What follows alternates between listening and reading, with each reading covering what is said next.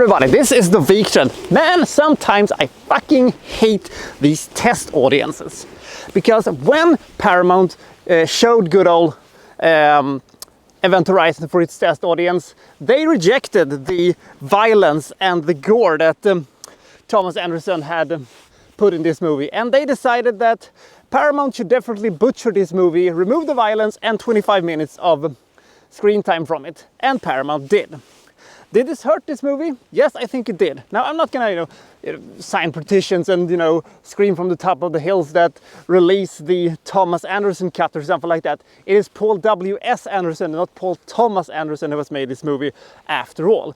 But I think that out of his movies, he's not a super director or anything like that, but I like his movies. They can sometimes be superstitiously fun, empty calories, so to speak. I mean, the first Mortal Kombat movie is so much stupidly silly fun, and I actually kind of like the second Resident Evil movie. It's kind of a guilty pleasure for me.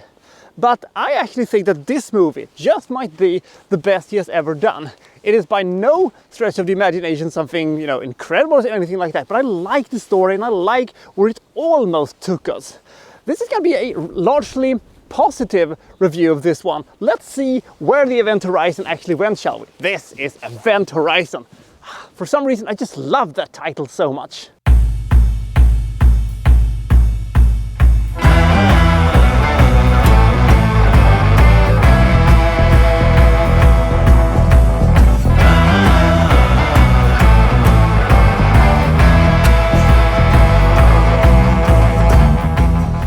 In the year 2040, so it's 18 years from now, a ship was built called the Event Horizon, and it had the capability of, traveling outside of the solar system and going basically anywhere.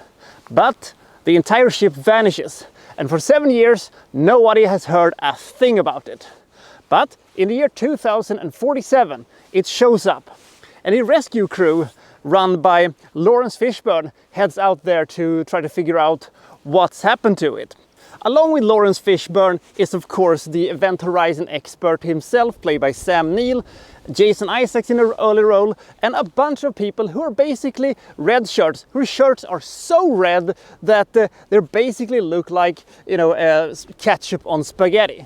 But the thing is that once they come there, they find out that there is no crew. They don't know where the Event Horizon has been. The Event Horizon did have this portal traveling gimmick, which has, allowed it to travel to basically any part of the known universe, and possibly also parts that are unknown. And maybe the Event Horizon has seen too much. Maybe the Event Horizon saw something out there in the vast unknown of space that has followed it back. And because there is something apparently very evil on the ship, who will survive? Will they find out what the Event Horizon saw? We shall see. Now, I really like the story. It feels basically like a Stephen King story, and you do care something about the characters in this movie. Lawrence Fishburne is always great, but Sam Neill is a true show stealer. And I really also must say that I like Jason Isaacs in his, not very big role.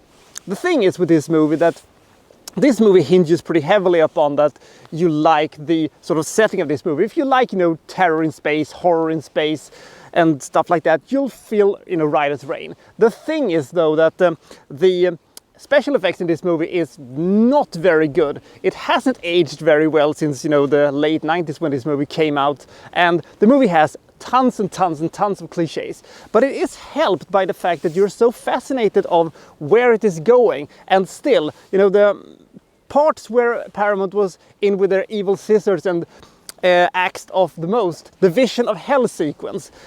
When I saw it the first time, it was back in '98 or something like that, it was haunting. I had nightmares about that. I had legit nightmares about that. It is still one of the most unpleasant and one of the most visceral sequences I've ever seen. When I rewatched this movie a short while ago before doing this review, it still gave me the same sense of terror and the same sense of dread. So good job there. I do have a soft spot for these type of horror in space kind of movies like Alien and stuff like that. This is nothing like Alien or anything like that, but I would actually have liked to see Ridley Scott taking on this project. The movie has some legit scary sequences, but it is also bogged down a little bit by how cliched it is. But I must give the movie mad props for actually having a definitive finish that was not a crappy modern horror movie ending that always gets me super mad.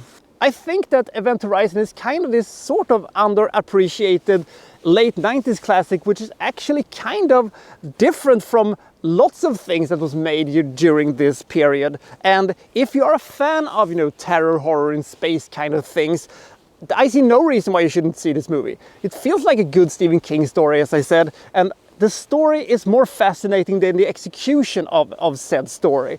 But I still think that this is a good sci-fi horror movie that has a lot of perks to it. It may be a little dated, but I still think it is well worth seeing. And the movie, as I said, moves kind of fast. The pacing is pretty good, thanks to the audience, but it is still an entertaining, fun, and actually in some cases legit scary movie. Event Horizon gets a solid 67 points.